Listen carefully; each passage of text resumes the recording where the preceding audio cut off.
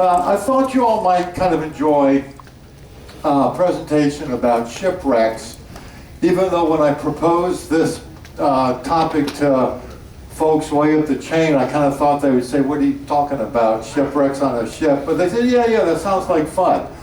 But the back half of the story is that a whole lot of people, and I'm talking thousands upon thousands of people, died because the skipper did not know what time it was. And if you don't understand the connection, stay tuned and we will show it to you. Okay, I'm still me. Keep those cards and letters coming. I've met more interesting people in the last week than I could ever have imagined. We have 2.5 more days to go. If you got a good sea story, please let me know. For our purposes today, just for fun, what is a shipwreck? The remains of a ship that is wrecked, which are found either beached on land or sunk into the bottom of a body of water. And the very first thing I'm going to do today is violate my own little definition here by sharing something with you that during my research, excuse me, I found to be so interesting I just have to share it with you. And has anyone heard of the Antikythera computer? When I'm done talking to you about this, if you want to learn more about it, BBC has a 2-hour presentation that is just fascinating. And if you're interested, owe it to yourself to do this. But the Antikythera computer was an encrusted artifact found on the bottom of the Aegean Sea in 1901 by some Greek sponge divers. The wreck was dated to about 60 BC, and we believe it was designed to address celestial events, seasons, and festivals. And it is the first known analog computer. And here's a picture of where the island is. This is where the sponge divers found the artifact. Here is a drawing looking through it of all the various gears and so forth. And here is a reconstruction of it from as much as we know. And if you watch the BBC presentation, the things that jumped out at me were the number of wheels on here that had gear teeth cut in them. And cutting gear teeth is not an easily done industrial process. And how these folks, about the time of Christ, were cutting gear teeth accurately is an amazing thing. And then if you kind of peel the onion, you think, well, if their computers were this good at this point, what about 10 years before, 20, 30? When did this whole thing start? We'll never know. But these folks were absolutely clever beyond my comprehension, cutting gear teeth, making these things that work to predict celestial events, and so forth. Just my hat's off to them. Coming up to more recent times, the wreck of the Mary Rose. Let's take a look at this. Mary Rose was a ship built in 1512, wasn't found until 1971.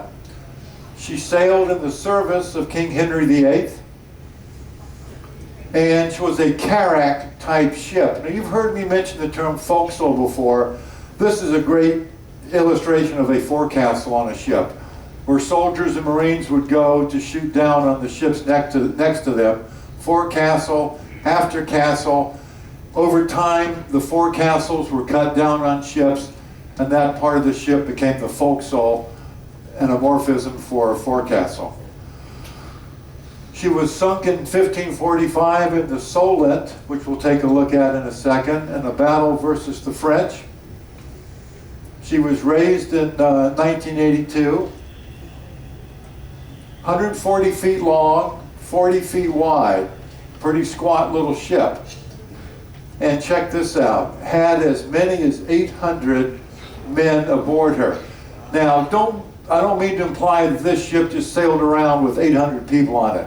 They would lay these ships up in kind of a ready reserve status, and when the next battle came along, soldiers and sailors would man her up, go to sea, and fight whoever, whatever, wherever. Here is a picture of where the Solent is. Here's the Isle of Wight, down off the southern coast of England, and the Solent is the body of water between the island and the mainland of England, if there is such a thing as the mainland of an island. And going back a couple of days, this is where the Spanish were trying to get to moor on their way to pick up the 30,000 soldiers, but they were blown past and could not get back. Okay, here is the portion of the ship that has been recovered. Quite a portion of it. 1, 2, 3, 4 decks, a lot going on. Not nearly the stove and oven that Victory had. I think they're just pouring goo into big iron kettles there, squishing it up for the crew. Another view of the remains as they are today. What have archaeologists found on the ship? Up to date, we found 26,000 items. Several hundred skeletons, no surprise, demonstrating scurvy and rickets. Lots of personal items from the crew. Lots of woodworking tools, as you might imagine. Lots of cannons. And a small dog skeleton. Now, why do you think a ship like this would have had a small dog? Probably a little Jack Russell Terrier type thing to keep control of the rats. Does anyone here have a Jack Russell Terrier? Okay, I won't say anything more. I live next door to 2 of those dogs, and if I could make them go away and not go to jail, I would do that in a heartbeat. But if you have any spare golden retrievers, let me at them. I love those dogs. What else did we find? Some musical instruments, drums, fiddles, nav instruments, a surgeon's chest, long bows and arrows, interestingly enough. While only a third of the ship was recovered, the treasure trove of attendant artifacts really has given us a remarkable insight into what life was like in 16th century naval warfare. What do we think happened that day? Well, several theories exist.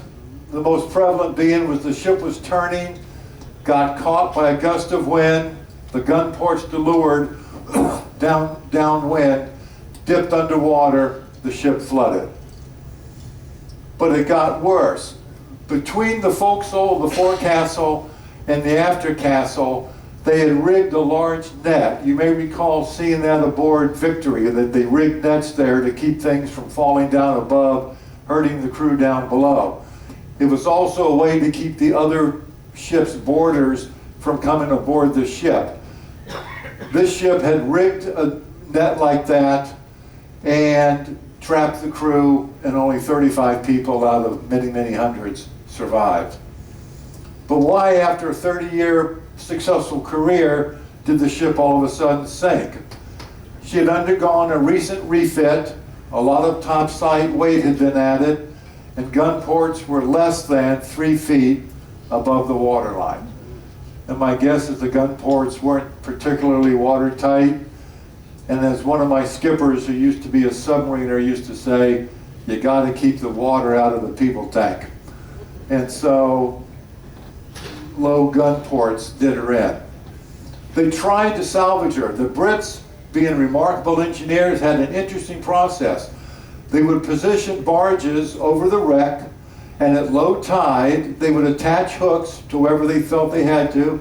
When the tide came in, hopefully the wreck would be raised from the bottom. They would haul it into the shore as far as they could until the next tide went out, and they bring it up again and worked it into the beach. But they were not successful, obviously, with Mary Rose. It was noted, however, in the Times that she had an insolent and insubordinate crew.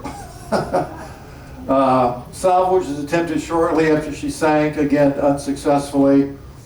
And we looked at the method of salvage. She was finally raised in 1982 in one of the most complex and costly marine archaeological projects ever.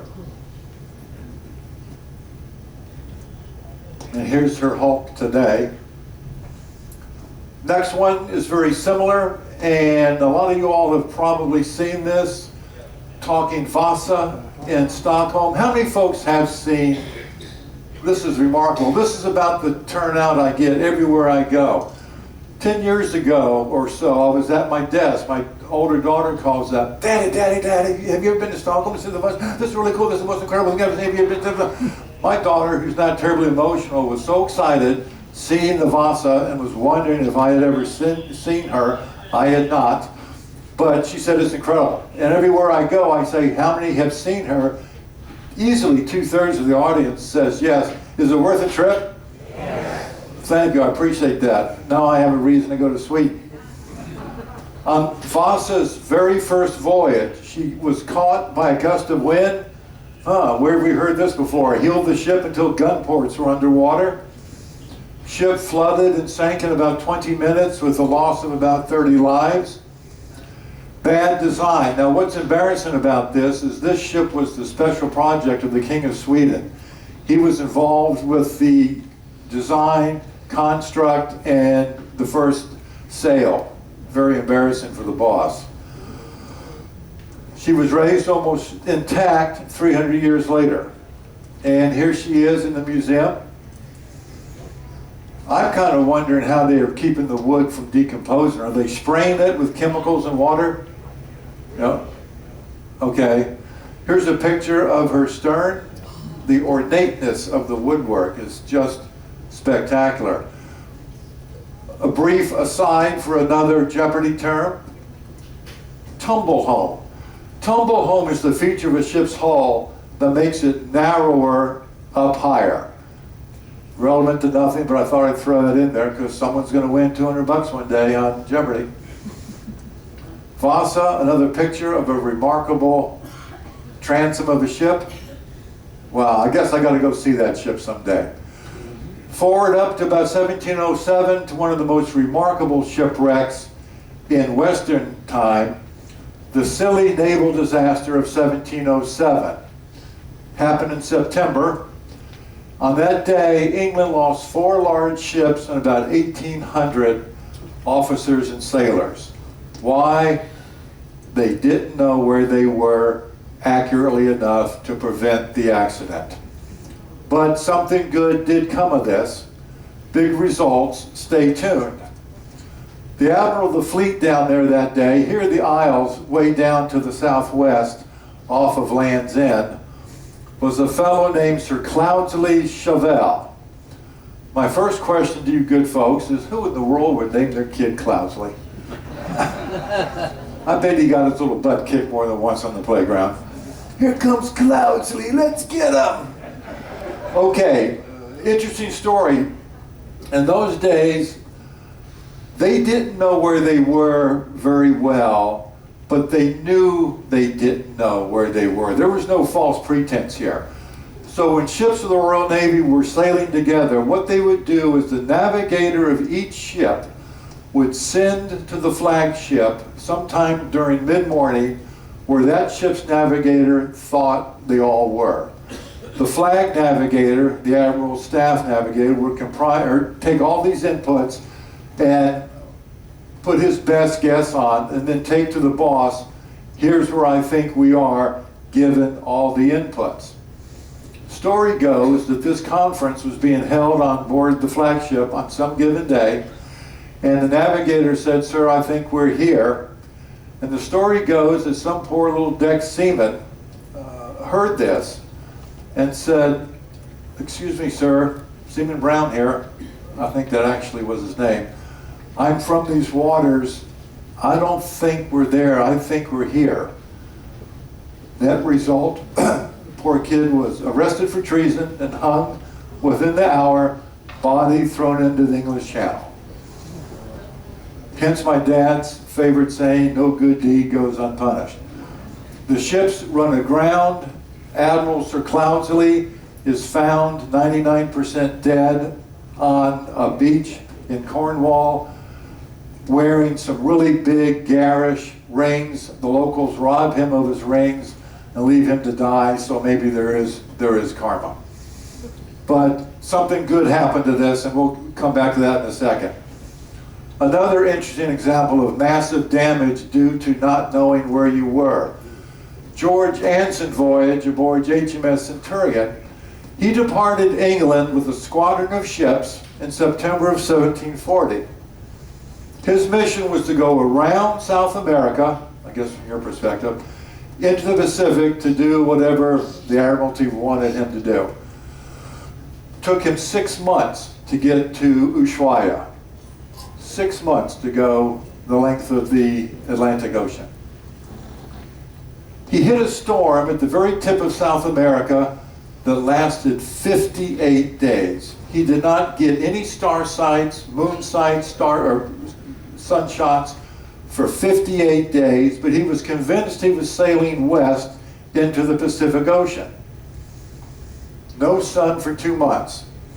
When the sun finally came out, he wanted to turn north because he knew that his next position where he had to go was a place right up in here, an island that was at 35 degrees south latitude.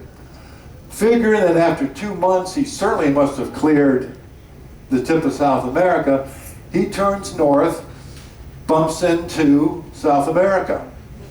Don't, as Homer would say. He steered north. First sight, land sight was Cape Noir, which is way down near Ushuaia. Oh my gosh. Okay, so he heads west again to where he says, okay, we can now turn north. He sails north and he reaches 35 degrees south. He knows his target is on 35 south. He doesn't see it, so I can either go west and look for it or go east on and look for it. Flip a coin. They decided to go west. They sailed for 4 or 5 days, didn't see any land, turned around, sailed back to where they started, 3 or 4 or 5 days more to the east, land ho. Oh, it's chilly. Wrong. So they turned around again, sailed back past their original starting point, kept sailing west, and they figured later they were within 4 hours of sighting the island the first time to the west. Okay, boom, boom, boom, boom, boom. By the time he got to where he was going, he had lost half of his ships and 2/3 of his men because nobody knew where they were to the degree needed to be good navigators. But Commodore Anson was obviously held in pretty high regard in the Royal Navy because in 1945, the Crown made one of the biggest battleships in World War II and named in his honor. Same class ship as we saw Prince of Wales hunting Bismarck. This is a great example of knowing where you are and how that a lot of people can get killed as a result. Looking at the wreck of HMS Birkenhead, which is kind of famous for a reason we'll get to in a second. She was a troop transport with 640 some people aboard, about 1/3 of whom survived. The wreck took place down near the Cape of Good Hope. And as the incident is most remembered for the conduct of the British troops once the tragedy started unfolding. The British troops, once the ship started foundering, mustered on deck, helped where they could with boats and passengers, and stood fast in their ranks to the very last moment when they were released to save themselves. Part of the testimony after the wreck and the investigation, one of the officers said, the order that prevailed from the moment the ship struck till she totally disappeared far exceeded anything that I had thought could be affected by the best discipline. Everyone did as he was directed, and there was not a murmur or cry amongst them. All received their orders and carried them out as if they were embarking instead of going to the bottom. My point in all this is, along with the British sailor, the British soldier was a remarkably disciplined fellow and just wonderful performance. But the real point of this wreck is this was the first wreck during which the concept of women and children first was raised. And it was part of the result of the British discipline and the cry, women and children first, that they were able to save about 1/3 of the folks. Moving forward to our neck of the woods, the Empress of Ireland. Has anyone heard of this wreck by any chance? One person. Wow, I'm glad we're doing this.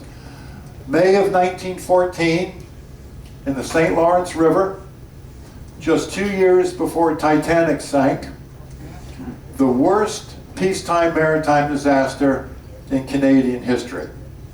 The good ship Empress of Ireland collided with a Norwegian coal collier named Storstad in the St. Lawrence River.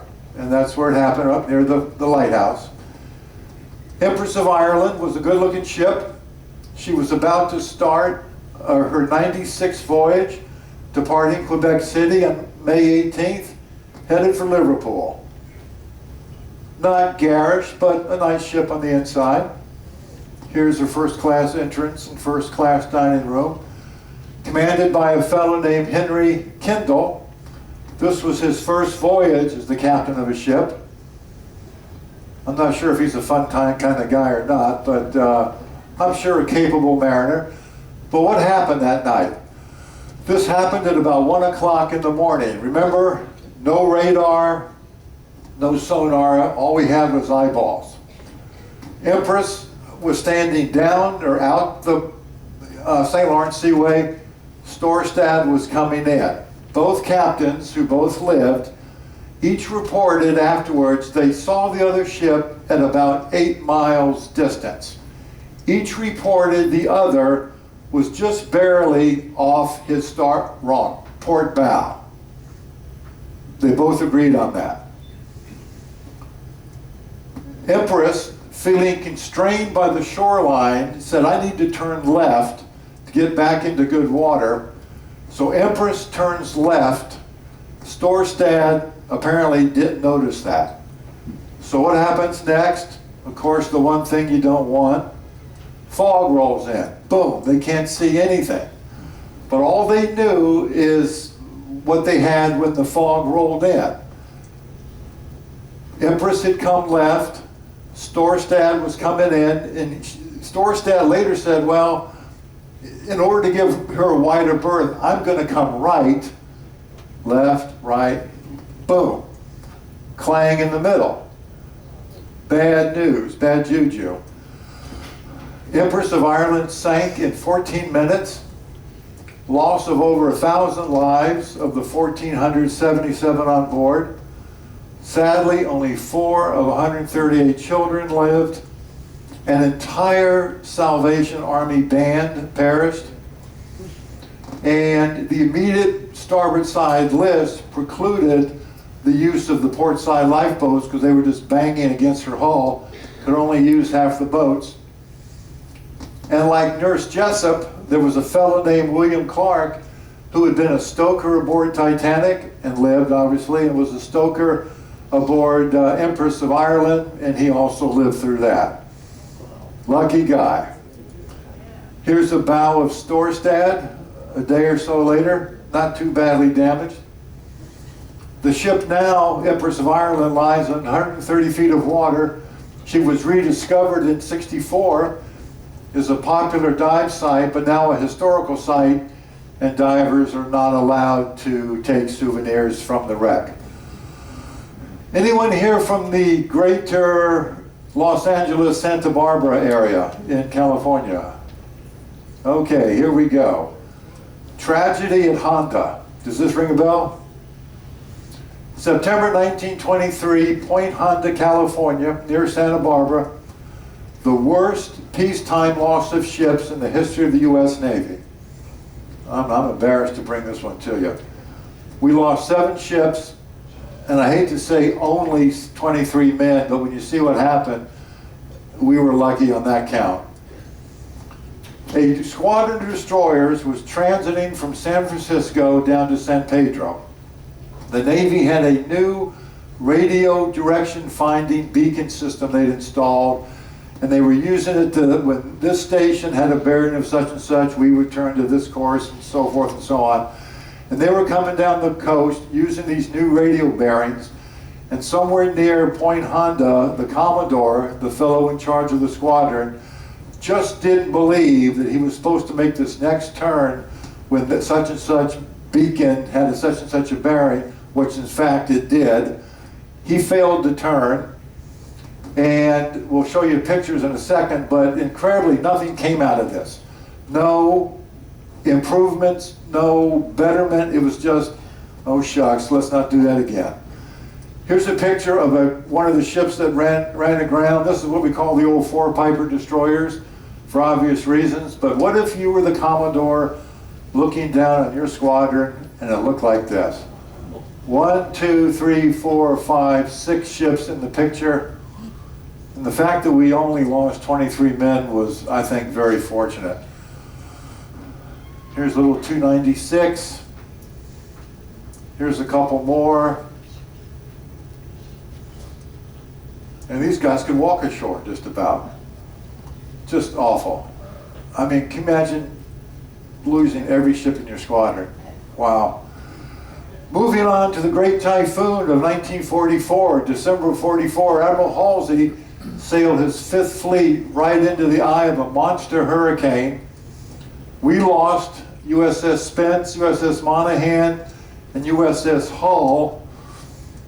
Almost 800 men died, 27 ships suffered major damage, 146 aircraft were destroyed, and yet here's Halsey kind of escaped this. Here's a picture from a carrier bridge looking aft, just to give you a sense for how much the ships were rolling.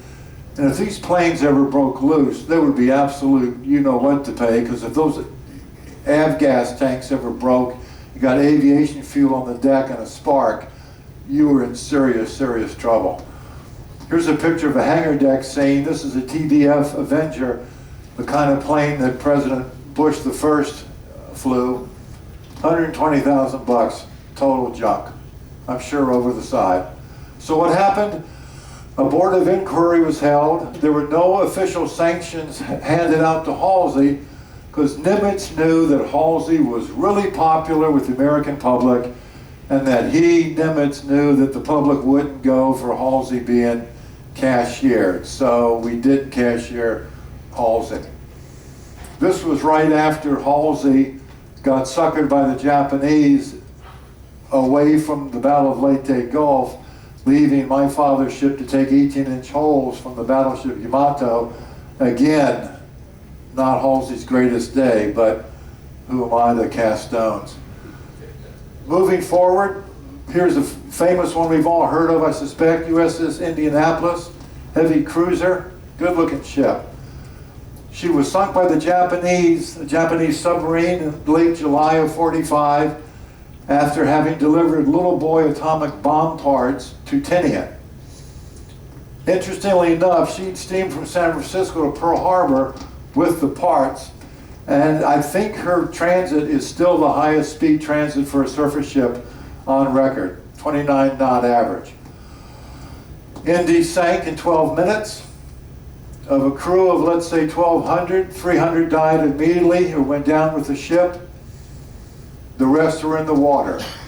Remember Quint from Jaws? He was in the movie an Indianapolis Survivor, and that's where his fear and loathing of sharks came from. You're going to need a bigger boat. Command Authority was unaware that Indy had been sunk. In those days, there was no reporting procedure like we have now. Today's ships file what we call a MOVREP, movement report, very similar to a flight plan, say I'm going to leave San Diego at 8 o'clock and I'm going to be here every 4 hours. And if your track changes, then you refile your plan. And should you disappear, at least they have a sense of where to go to look for you. There was no such system at the time. And on, I think it was day 4, her crew in the water was found by a Navy patrol bomber quite by accident. They weren't looking for the crew, they just were flying around and, holy smokes, what's that down there? Okay, roughly a fourth of the crew lived. Of the 579 that dead in the water, hard to tell how many died from exposure or how many died from shark attacks, but it was a terrible way to die, whichever way you chose. Her skipper, Captain Charles McVeigh, was court-martialed for, quote, hazarding his ship and for never having ordered abandoned ship. He was convicted of the hazarding charge and for failing to zigzag to avoid submarine attack.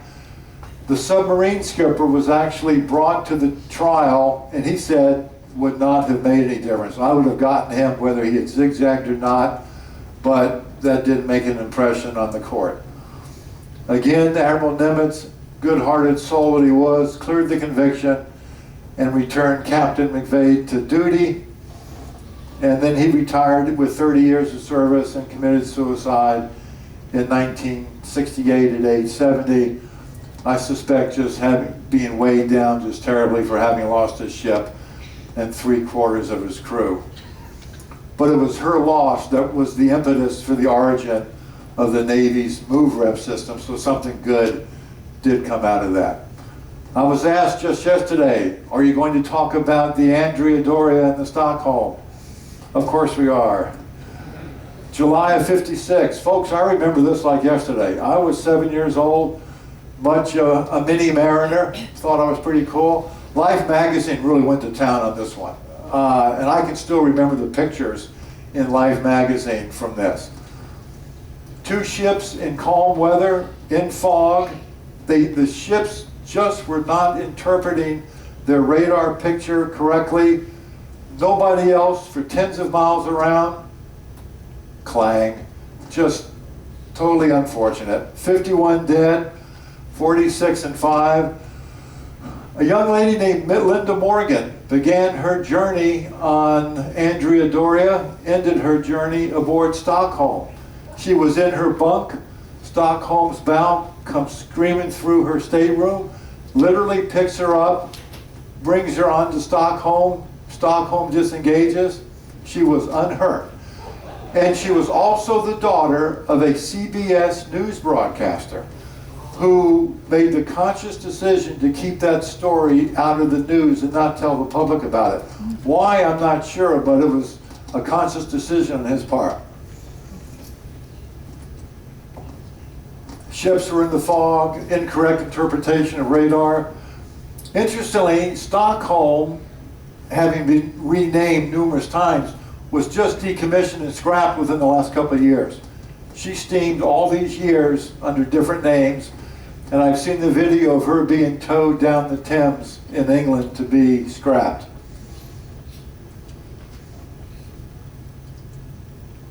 Here's a picture of Andrea Doria, one of those good-looking Italian ships. Hand-drawn picture of the collision, and coming up next is the picture I recall very well from Life magazine. Do you all remember that? Yeah. Now the good news in me says, well, wow, good clean bottom. That's good ship maintenance. Good for them. But doesn't do you any good when the bottom's out of the water. Here's a picture of Stockholm's bloody nose. I believe she was taken back to the Brooklyn Navy Yard for repairs. But again, she just got scrapped a couple of years ago. And coming up to even more recent times, the one we all recognize, Costa Concordia, January of 2012. The captain was flat-hatting for a friend, had a girlfriend on the bridge showing up, or showing off for his girlfriend, which is fine until 34 people died. And what actually happened here is where you see her come to rest isn't where she hit the ground and scraped it initially. She initially scraped her port side, went way up north, turned back around, came back and lodged on her starboard side. And that's where she actually lodged for the remainder of her life.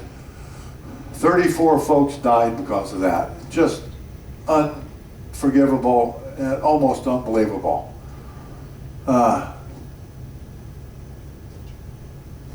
I'm just not sure whether I should share my next comment or not, but I will. I've seen the pictures. I have to admit, I'm suspicious of cruise ship captains with their shirts open to their chest, lots of black hair, lots of gold chains, slicked back, greasy black hair with beautiful babes on each arm. It's not the picture of confidence that I would want to see. But don't quote me on that. Okay, does anyone have the time? As we've seen, a lot of people have died because no one knew exactly where they were. Why was this? To know your position on the face of the earth, you need to determine your latitude, which is your distance above or below the equator, and the longitude, which is distance east or west of some known reference meridian. Sounds easy. Determining latitude is actually relatively easy. If you're in the northern hemisphere, the altitude of Polaris, the North Star, above the horizon, is your latitude, very, very closely. Polaris isn't exactly over the North Pole, but it's close enough for our work. Determining latitude is easy, or you can use the position of the sun at noon to determine your latitude. Determining longitude is a much more difficult problem. You can fix your position if you know the altitude of 2 or more heavenly bodies and the exact time at that reference meridian of the time of the observations. 3 bodies makes it a sure thing. I mean, you can, in theory, you should be able to do it with 2, but 2 lines are going to cross somewhere no matter what, unless they're parallel. A 3rd line of position makes it a good thing.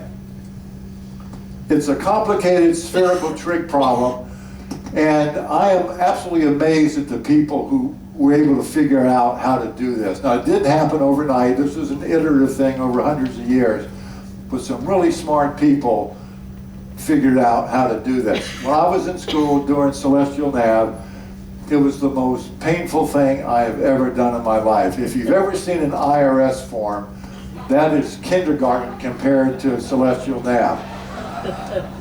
I might be overstating it a little bit, but the celestial form goes something like this.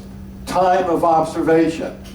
If you're east of the equator and your father has an even number of letters in his name, add 0.0.2. If your mother was born in a month that ends in R, subtract 0.35. If your dog is brown, add 3. If your brother was named David, add 6.25. Unless it's a leap year, it is just the most painful thing I ever did in college.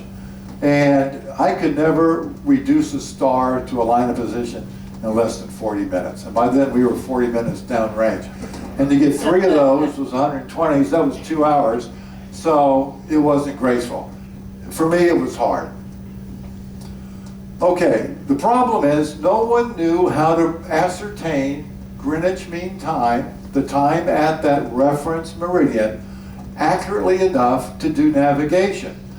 Because just 4-second error equals a mile in navigation.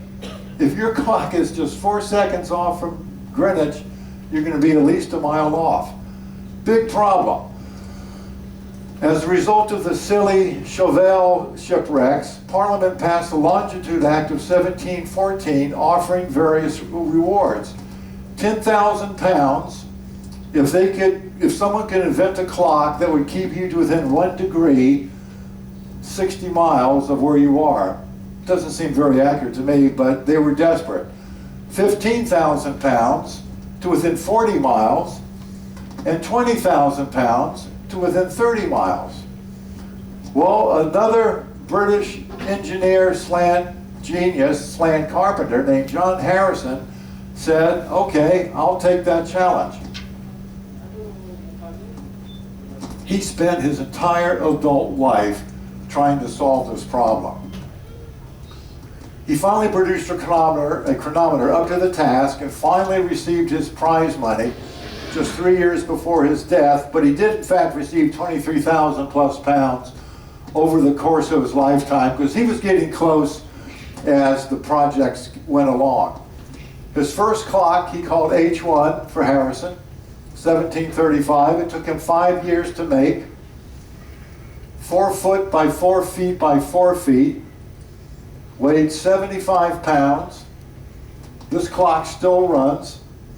He presented it to the board, and he belittled his own invention. He said, well, it's a good clock, but no navigator's going to put this in his pocket. No navigator's going to put this on his ship.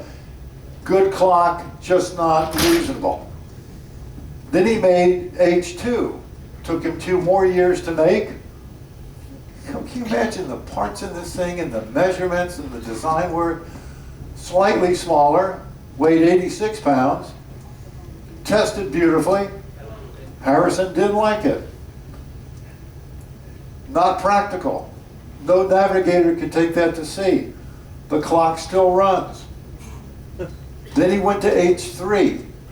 19 more years of this man's life for age 3. 750 some parts. Bimetallic strips. He invented bimetallic strips, which are strips of very thin metal A, very thin metal B, and as one gets hotter and colder, they will bend predictably, heat, cool, click, click. And interestingly enough, this was the origin of clicking turn signals in our cars, were bimetallic strips. But he invented these for these clocks. Weighed 60 pounds, tested beautifully. Harrison didn't like it after 19 years. Still runs. This guy was good. Here comes H4. Totally new concept. Took him 6 years to make. Size of a clock. First to use oil. Harrison did not want to use oil in his chronometers because oil, even though it makes things run more easily, it only does so for a while because it gets dry, it attracts dirt, its properties change, it gums up the works. He really was trying to avoid the use of oil, but he decided to use it here. Tested beautifully. This clock can run, but the Brits have chosen not to run it. But he's still not quite happy. Then he goes to H5. Took him 3 additional years to make. Again, about the size of a clock. He sought the king's help. He was being stonewalled. Every time he took the next clock to Parliament or the board that he was having to convince, they would move the goalpost. Yeah, it's pretty good, John, but it doesn't make beer also. Okay, so he'd go back and solve that. And he went to the king and said, look, enough of this nonsense. It's time to pay me. The king said, okay, I agree. And in 1772, this thing tested within 1/3 of a second per day. Still, Parliament balked. The king said, okay, I'm going to put it on my mantle for some given number of days. The king did so. He, the king, was satisfied, turned to Parliament and said, pay the guy, and they did.